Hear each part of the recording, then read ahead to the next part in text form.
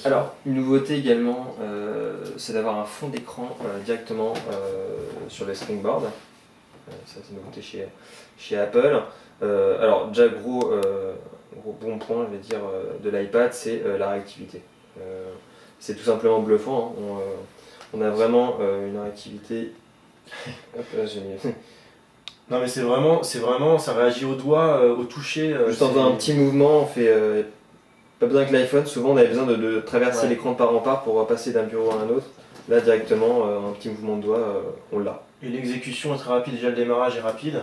Et après on va le voir avec les applications, mais ça se lance plus rapidement qu'un iPhone forcément. Le processeur n'est pas le même. Et c'est beaucoup plus agréable, même pour tout ce qui est internet et applications de base. Voilà, donc on peut, par exemple, une application qui nous a bien plu, c'est Paris Match, qui a vraiment repensé la presse numérique, et, qui nous a sorti vraiment quelque chose d'assez bluffant. Voilà, donc là on est sur la home, bon, l'article sur Marion Cotillard par exemple. Tac.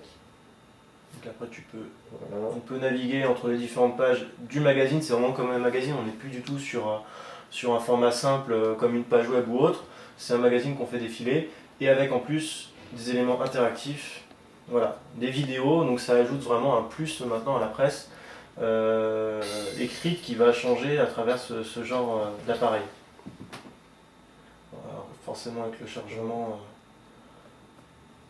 ça bug. Voilà, on peut faire défiler, vas-y montre les articles. Donc on a un défilement de l'article complet. Voilà. Et ensuite, si on va passer d'un autre article sans passer par la home, il suffit de faire défiler ici les vignettes. Donc là, hop. Dimitri Medvedev.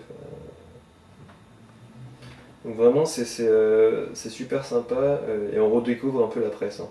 Ouais, c'est agréable.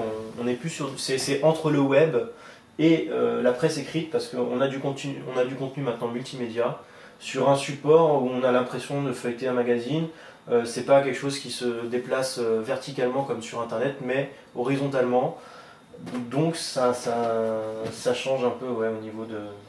Et puis c'est pas du tout fatigant à l'œil. Hein. C'est vrai que c'était une des multiples questions qu'on se posait. Je sais pas si on peut. Non, on peut pas grossir. C'est justement, vu que c'est pas comme un Kindle, hein, où le Kindle c'est vraiment l'encre numérique, là c'est un vrai écran à LED, je trouve que ça fait pas du tout mal aux yeux. Alors vous le voyez pas, mais il y a un petit capteur de luminosité qui permet d'adapter la lumière de l'écran avec la luminosité ambiante. Donc pour moi, c'est vrai qu'on n'a pas passé des heures dessus, mais pour moi c'est pas fatigant à la longue pour les yeux. Ça éclaire pas autant qu'un écran de MacBook, MacBook Pro, donc c'est vrai que ça fatigue moins. Moi j'ai un Kindle chez moi, c'est vrai que pour la lecture c'est très agréable l'encre électronique et c'est ce qui me faisait peur avec l'iPad. On va voir, tiens, lance l'application iBook. Au niveau de l'application iBook, on a deux exemples, je crois. Voilà, ça c'est un des livres. Page blanche. Bien, ça c'est chapitre, on va aller plus en avant. Voilà. On va trouver une page intéressante quand même. Donc ultra fluide. Il y a un petit chargement, mais ça reste ultra fluide. On est à la fin, pardon. Forcément. D'accord, donc c'était les chapitres, il faut peut-être revenir en avant. Mais ça c'est un truc d'essai en fait, t'as que le sommaire. Peut-être la bibliothèque, non ? Faut prendre Winnie l'ourson. Ouais. Donc Winnie the Pooh. Donc comme nous le faisait remarquer Alexis, une fonction intéressante dans eBook, voilà, je vais sélectionner par exemple un paragraphe ou alors juste un ensemble de mots. Alors par contre le début je sais pas. On va prendre juste un mot, voilà. Il nous propose donc soit de chercher dans le dictionnaire, soit de l'ajouter je pense à ses signets, si je ne me trompe pas. Voilà. Ou de permettre une recherche à partir de ce mot-là. Donc dictionnaire, voilà, on a la définition, c'est en anglais forcément. Plus que la fonctionnalité n'est pas encore dispo. On espère que le dictionnaire sera traduit en français, mais je ne pense pas parce que même sur Mac, on le retrouve en anglais et pas en français. Ouais. Donc on peut aussi faire, on disait, une recherche. Voilà, il recherche dans le livre toutes les occurrences du mot Et il nous sort les différents chapitres, les différents passages où on retrouve ce même mot. On a aussi des outils d'accessibilité avec la taille de la typo qu'on peut augmenter à sa guise. Changer la police. Voilà, alors, Cochin, Palatino, Verdana, on va mettre à l'origine. Alors ça, qu'est-ce que c'est? C'est la luminosité. Donc ça, c'est pareil pour avoir une meilleure lecture, pour être moins fatigué. Et surtout, quand on est dehors, je pense, il vaut mieux baisser la luminosité. Ça permet de... Dans le noir, si on dans le noir aussi, visionner ses livres sans s'abîmer trop les yeux. Alors là, qu'est-ce qu'on a? Une petite fonction. Donc on découvre en même temps avec vous un petit peu, on a testé, mais c'est vrai qu'on n'a pas pu tout tester. On veut aussi découvrir des choses à chaud avec vous. Donc les chapitres, table des matières, les signets parce qu'on peut laisser des marque-pages sur ces pages à la manière du Kindle. Bon, la bibliothèque, voilà, avec les livres qu'on a achetés.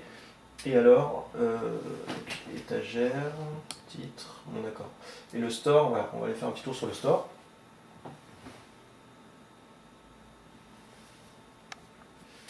Donc pour ce qui est de l'iBook Store, on est sur un modèle identique à l'App Store, voilà c'est ça, avec un défilement, donc là c'est vraiment comme iTunes, ce qu'on trouve sur l'ordinateur, avec le défilement des mises en avant des livres, les Oprah Books, voilà, regardez ça, avec une petite animation et une page personnalisée pour, donc là ça va être pour l'auteur. Souvent, c'est comme on trouve sur iTunes des petites sélections par rapport à une personnalité. Là, c'est Oprah Winfrey. On va regarder un des bouquins. Voilà. On a une petite fenêtre qui s'ouvre par-dessus avec le prix. Donc là, on voit qu'il est à 9,99 $. Qu'on peut obtenir, comme sur Amazon, un sample pour le tester. Donc on va voir sûrement quelques pages du livre pour voir si c'est intéressant, si c'est ce qu'on veut acheter. Les reviews des acheteurs, de ceux qui ont acheté le livre. Bon, là il n'y en a pas, on n'est pas tombé sur le bon. Tell a friend comme sur iTunes, on doit pouvoir. Voilà, ça ne fonctionne pas. Si, ça fonctionne. Et ça permet de lancer une application qu'on va voir après, c'est-à-dire Mail. On va faire annuler.